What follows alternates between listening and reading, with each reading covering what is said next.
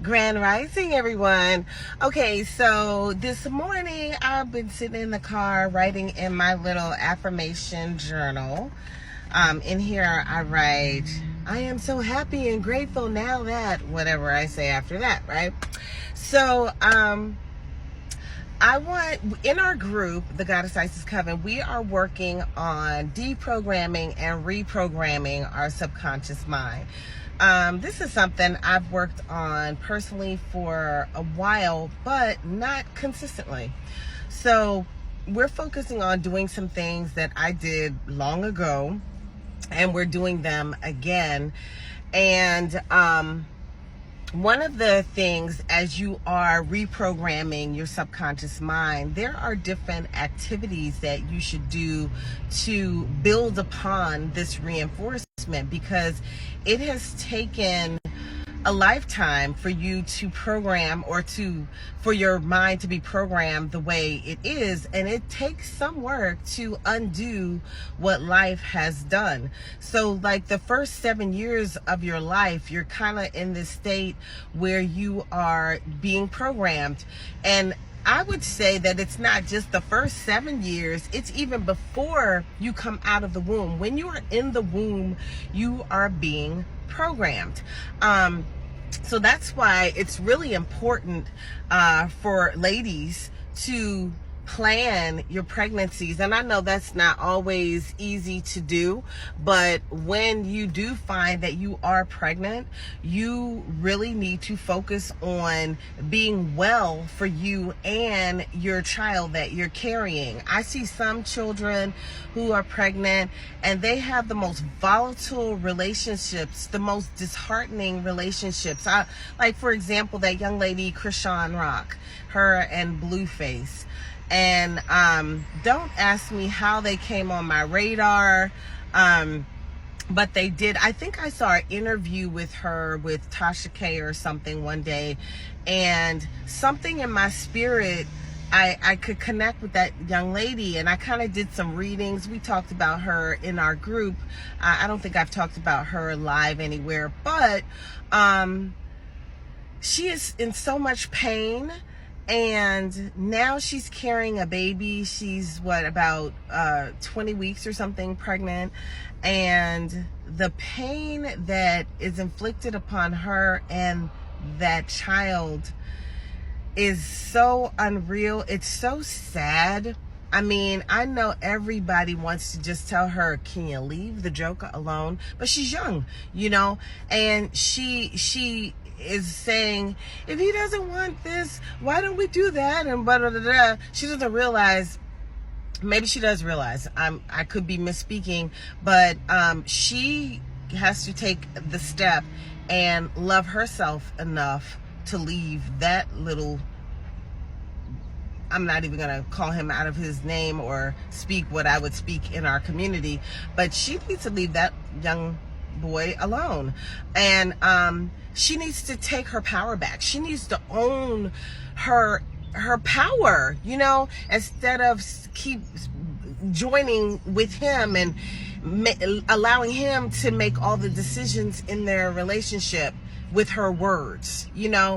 With his actions and his words, he really speaks so low of her. I don't know what he says behind closed doors, because obviously he's saying something that keeps her connected. It could be a demonic linkage. He could be using low vibrational forces to keep her. I don't know. I'm not going to get into that, at least not live, or for the public. But that child within her hears what's going on, feels what's going on, feels all this pain, this emotional stress that she's going through. I mean, so what's happening is now that baby needs a healing. Oftentimes I do what I call a timeline healing. I've been doing this for many years. And a person will sit with me and I will go from womb to present. Sometimes I'd go past lifetime to present. Especially if I'm in the womb and I'm called to go to another lifetime. And I will do healing from wherever I'm told to start to present.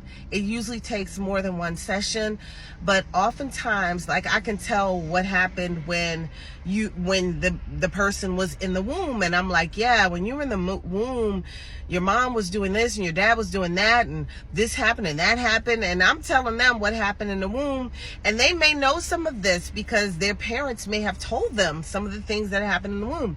So unfortunately, it creates a situation that's not healthy for the child, and then they need to come see a person like me so they can get a healing on that crap that took place when they were in the womb, So, I mean, I thought about it yesterday with this young lady, Krishan Rock, and I was like, you know what? I would love to do some healing work on her and to help her step into her power and own the goddess that she is, because that little boy is doing nothing but a disservice to her and to the baby, and it's too much pain that she's enduring. But anyway, how this fits in with what we are doing on deprogramming our subconscious mind. Somehow she is programmed to deal with this bullshit that she's dealing with, you know what I mean? And somehow, if the baby doesn't receive a healing, the baby may be programmed to deal with this kind of bullshit as well. This is the same that has happened to every last one of us. We have all been programmed from womb to present, or past lifetime to present. We have been programmed to be who we are. And it's no shade. It is what it is. None of us are perfect. We have all had our bullshit to deal with. We have all, I can't say we have all. I know I have dealt with relationships just like that young lady that I was speaking of, and they were not serving my highest good, and I knew they weren't, but it was hard to break the tie and disconnect from that which I was so codependent on and intertwined with. Why was I, being a sucker for punishment? Why? We've done this. So there's no shade to anybody in these kind of relationships, because I'm sure most of us could raise our hands and say we have been there, done something like that, and probably would not do it again.